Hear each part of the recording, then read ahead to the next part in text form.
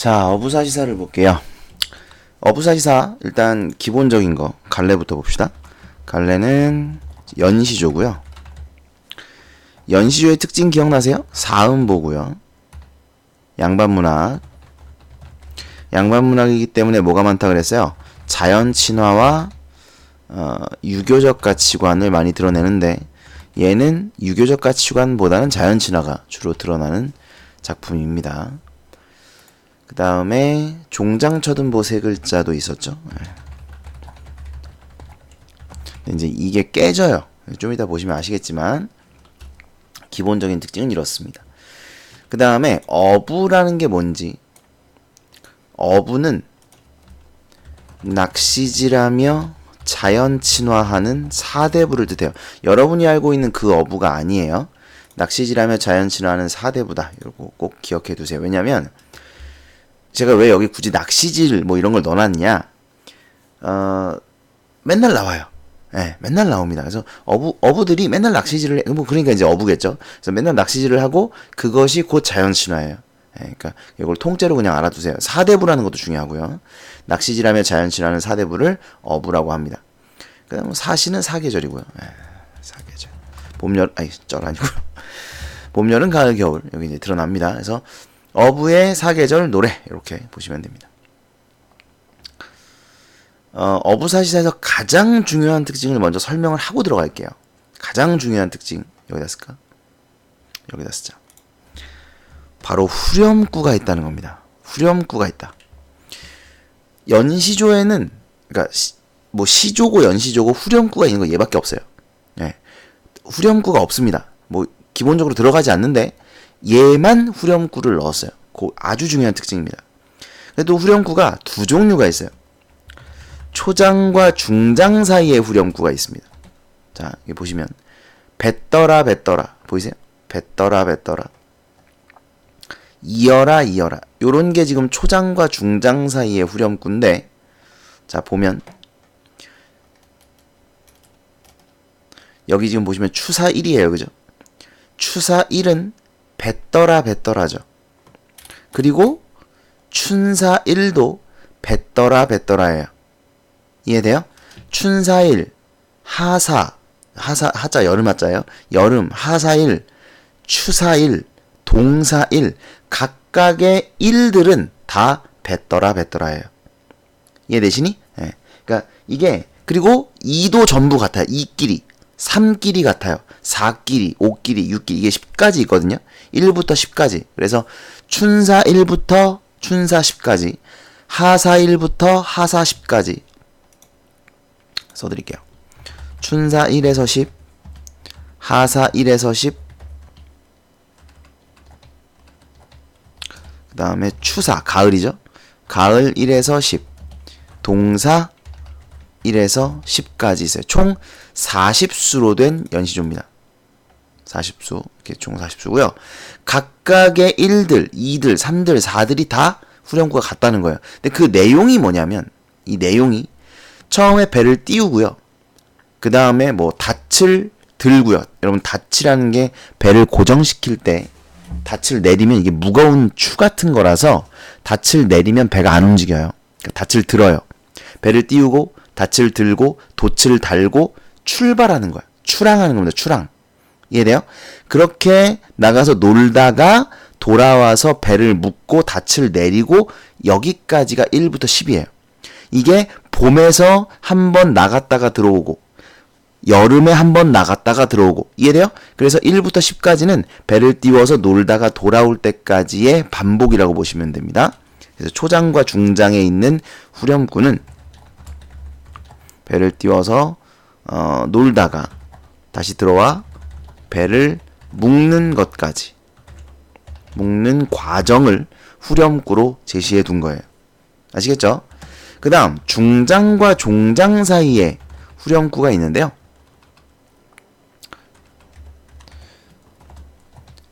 이건 다 똑같아요. 여기 보시면 지국총 지국총 어사화죠.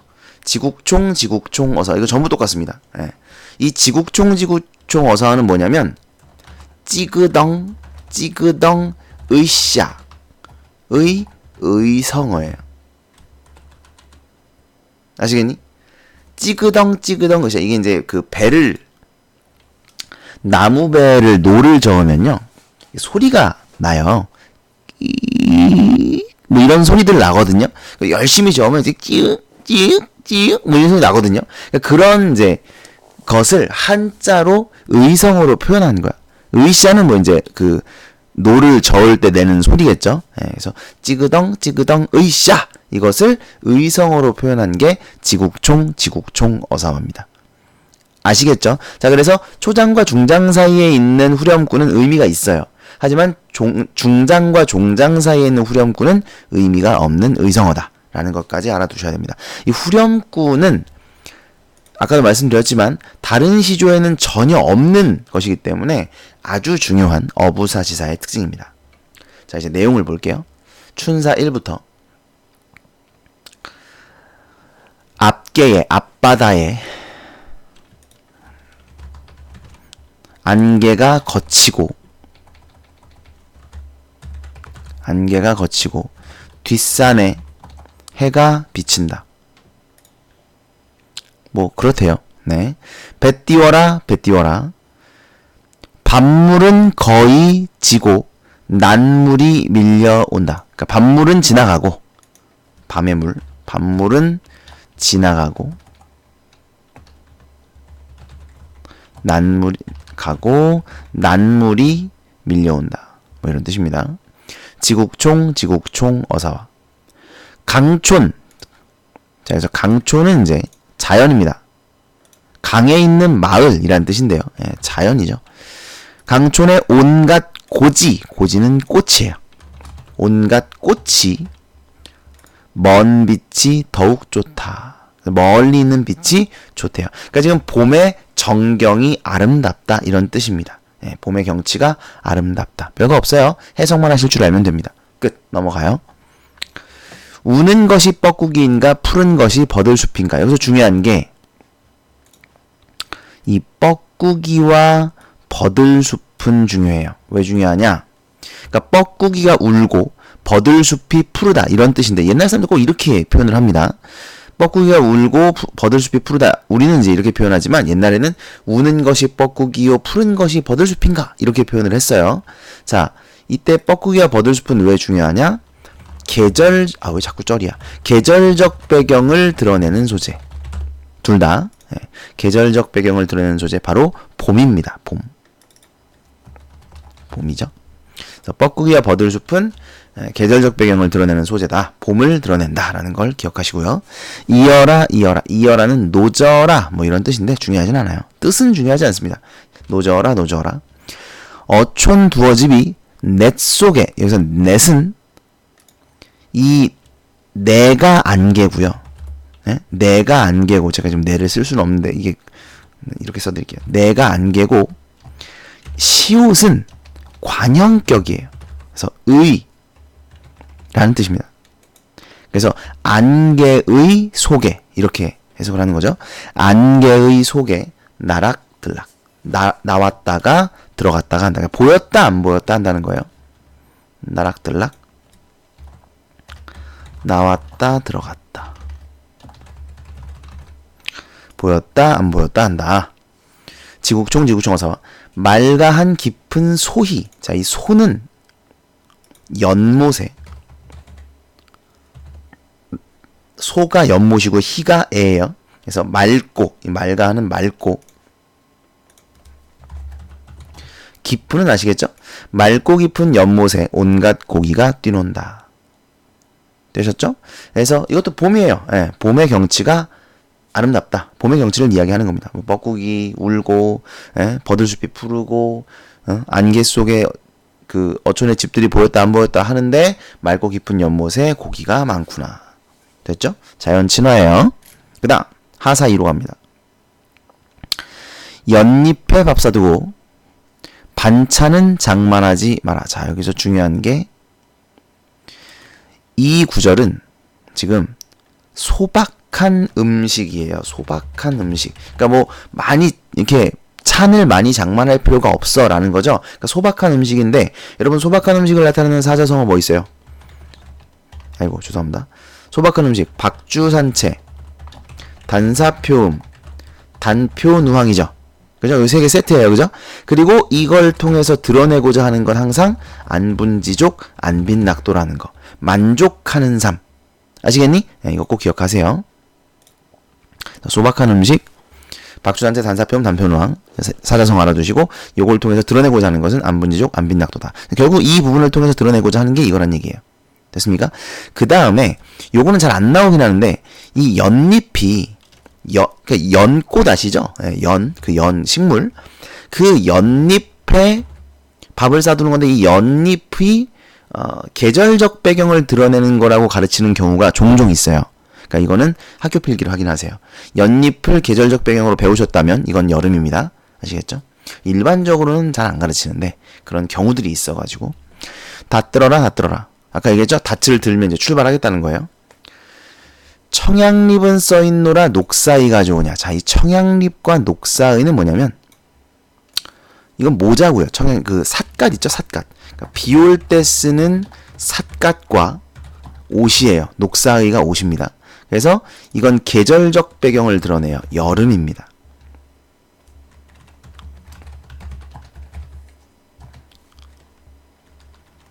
뭔가 마음에 안 든다. 계절적 배경 여름 이렇게 합시다. 자, 그래서 비 올 때 쓰는 삿갓과 옷이고 이건 계절적 배경 여름. 왜냐면 우리나라에 이제 주로 비가 많이 내리는 계절이 여름이잖아요. 그렇죠? 그래서 청양잎과 녹사의는 여름을 나타냅니다. 근데 하사니까 여름이겠죠? 지국종 어서 와.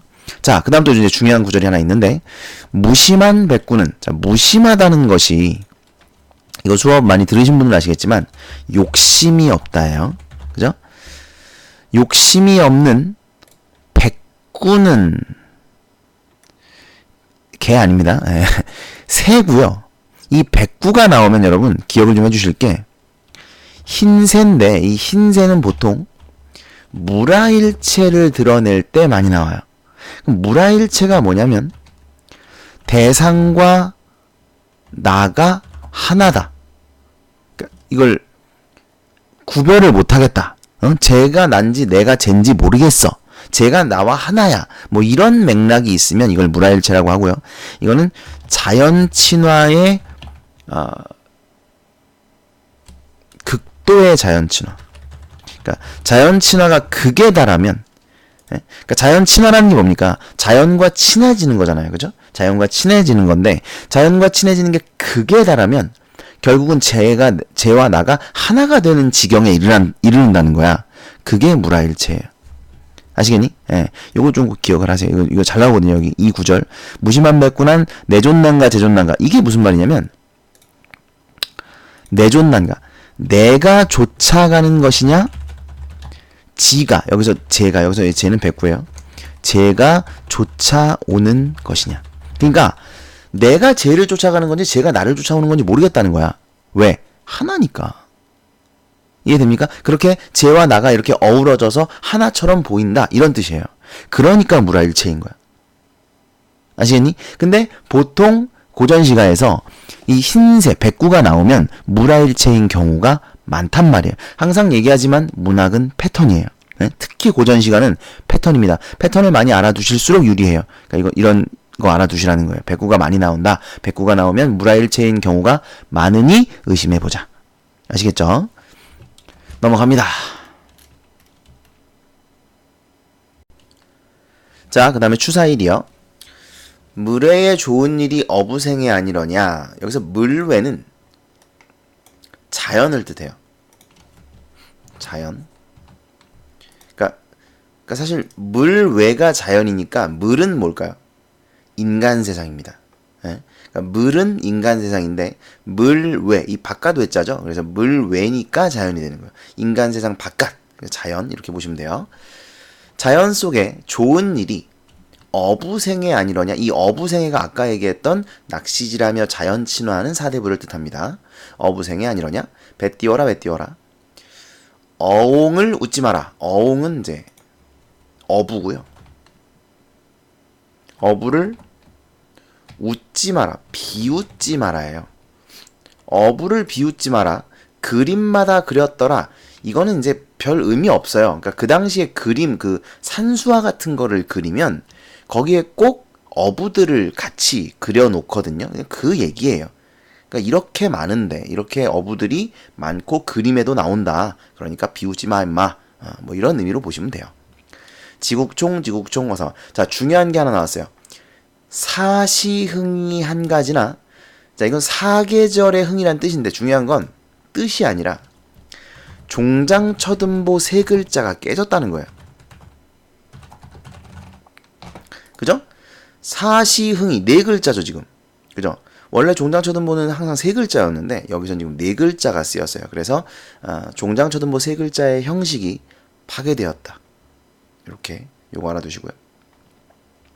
사계절의 흥이 한 가지나 같으나 모두 같은데 사시흥이 그러니까 사계절에 모두 흥이 있는데 그 중에 추강이 으뜸이라 가을강이 최고다. 됐죠? 뭐 어려운 거 아닙니다. 그래서 다 자연친화. 그 다음에 가을이 최고다. 뭐 이런 얘기죠. 그 다음 수국의 가을이 지니 수국은 물나라죠. 물나라. 그래서 이제 추강이니까 가을강이에요. 가을이더니 고기마다 살쪄 있다. 고기마다 살쪄 있다는 어떤 풍요로움. 여러분 가을 하면 이제 어떤 이미지예요? 풍요의 이미지가 있지 않습니까? 이제 추수도 하고 오곡백과가 무르익는 계절이죠. 그래서 풍요의 이미지를 드러내고 있죠. 닷들어라 닷들어라. 출발합니다. 만경창파에 넓은 바다에 슬카지는 실컷. 이거 다른 고전시가에도 나와요. 용여하자 놀자. 네. 그러니까 넓은 바다에서 실컷 놀자. 어렵지 않죠? 지국총 어서와. 인간을 돌아보니 여기서 인간은 인간 세상 속세입니다. 속세 부정적 대상이에요. 멀수록 더욱 좋다 그랬죠? 멀수록 더욱 좋다. 그러니까 부정적 대상이 되는 거죠. 됐습니까? 자연이 좋고 자연이 지금 가을이 되어서 풍요롭고 인간 세상은 멀수록 좋고. 넘어갑니다. 추사구 옷 위에 서리가 오되. 자, 서리는 계절적 배경을 드러내는 소재입니다. 언제? 가을이죠. 여러분 서리는 가을이에요. 항상 이것도 패턴이야. 그래서 서리를 이기고 피는 꽃이 뭐라 그랬니? 국화라 그러죠. 국화. 기억나요? 그래서 서리는 가을이고 그 가을에 내리는 서리를 이기고 피는 꽃이 국화. 그래서 국화는 지조와 절개. 뭐 이렇게 해석을 한다고 말씀을 드렸어요. 이거 기억하시고요. 서리는 가을을 나타냅니다. 옷 위에 서리가 오되 추운 줄을 모르겠다. 닷띄어라. 이게 닷을 내리란 얘기예요. 그러니까 이제 들어온 거야. 닷 내려라. 네. 배를 정박시키는 겁니다. 조션이 좁다 하나. 이 조션은 이게 배예요. 배. 고깃배. 고깃배가 좁다 하나. 부세. 뜬 세상. 이게 부자가 뜰 부자고요. 세자는 세상. 뜬 세상. 다시 말하면 속세. 봐봐. 고깃배가 좁다 하지만 속세와 이게 생략된 게 있어요. 속세와 비교하면 요게 생략됐습니다. 비교하면 어떠하냐? 그러니까 고깃배가 좁다 하지만 속세와 비교하면 어떠하냐? 이거 서리법이고요. 어떻다는 거예요? 좋다는 겁니다. 속세보다 고깃배가 좋다.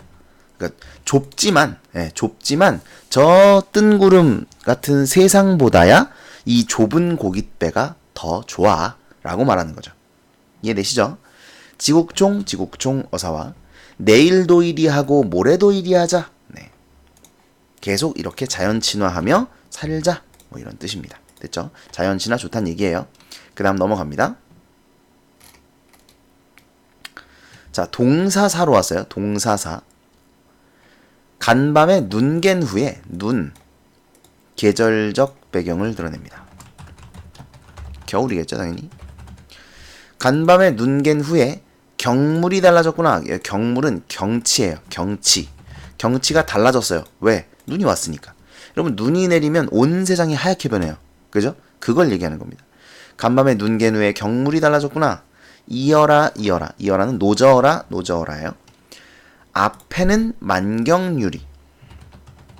앞에는 만경유리, 넓은 유리인데 이건 지금 바다를 의미하고요. 뒤에는 천첩옥산, 옥으로 만든 산인데 이건 눈이 쌓인 산을 비유한 겁니다. 앞에는 만경유리, 넓은 유리, 뒤에는 천첩옥산. 천겹으로 쌓인 옥으로 만든 산, 뭐 이런 뜻이죠. 지국총, 지국총 어사와. 선계인가 불계인가 인간이 아니로다. 여기서 선계와 불계는 이상세계죠. 이상세계. 선계와 불계고요. 인간은 인간세상, 속세입니다. 그러니까 여기가 지금 내가 있는 여기가 이상세계인데 여기가 어디냐면 자연이거든. 그죠? 그러니까 내가 있는 이 자연이 바로 이상적 공간이고 여기는 속세와는 다르다. 여기가 너무 좋다. 이런 뜻이에요. 됐어요? 속세를 부정으로 보고 자연을 이상세계로 보고 있는 그런 생각이 드러나 있습니다. 그래서 눈이 내렸어요. 너무 아름답고 이상적인 공간 같다라고 이야기를 하는 겁니다. 그 다음에 동사 8을 볼게요. 물가에 외로운 소나무. 자, 소나무는 보통 뭐 의미하죠? 지조와 절개죠. 변하지 않으니까. 이게 그 사철나무잖아요. 항상 푸르잖아요. 그죠? 그래서 눈에 지지도 않고요. 그리고 뭐 겨울이 된다고 해서 얘가 변하지 않으니까. 항상 불변은 긍정이에요. 그죠? 불변은 긍정, 가변은 부정. 변하는 것은 부정. 그러니까 소나무는 변하지 않기 때문에 긍정적 대상, 지조와 절개를 뜻하고요. 물가에 외로운 소나무 혼자 어이 씩씩한 곳. 배매어라 배매어라. 이제 배를 묶는 거죠. 먼 구름 한치 마라 한탄하지 마라. 세상을 가리운다. 그럼 봐라. 여기서 세상은 구름은 긍정적 대상입니다. 왜? 왜요? 부정적 대상인 세상을 가려주니까. 됐어요? 그러니까 구름을 한탄하지 말라는, 미워하지 말라는 거예요. 왜? 세상을 가려주니까. 저 부정적인 대상을 가려주니까. 됐어요? 그 다음에 여기도 마찬가지입니다. 파랑성. 파도 소리인데요. 파도 소리 역시 긍정적 대상이에요. 염, 싫어하지 마라. 진원, 속세의 먼지를 막는도다. 되셨니? 그래서 지금 이 구름과 요 구름 그리고 파랑성 요 두 개는 지금 대응됩니다. 서로 대응되는 거, 짝이 되는 거예요. 그래서 얘를 미워하지 마라 세상을 가리운다. 얘를 미워하지 마라 진원을 막는도다.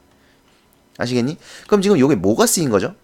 여기에 대꾸법 쓰인 거 아시겠어요? 얘하고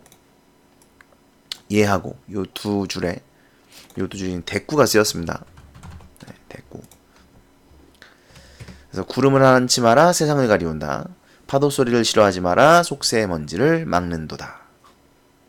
그래서 소나무는 긍정적 대상, 지조와 절개 변하지 않는다. 그 다음에 구름과 파랑성도 긍정적 대상, 세상과 진원은 부정적 대상입니다. 그 다음 어와.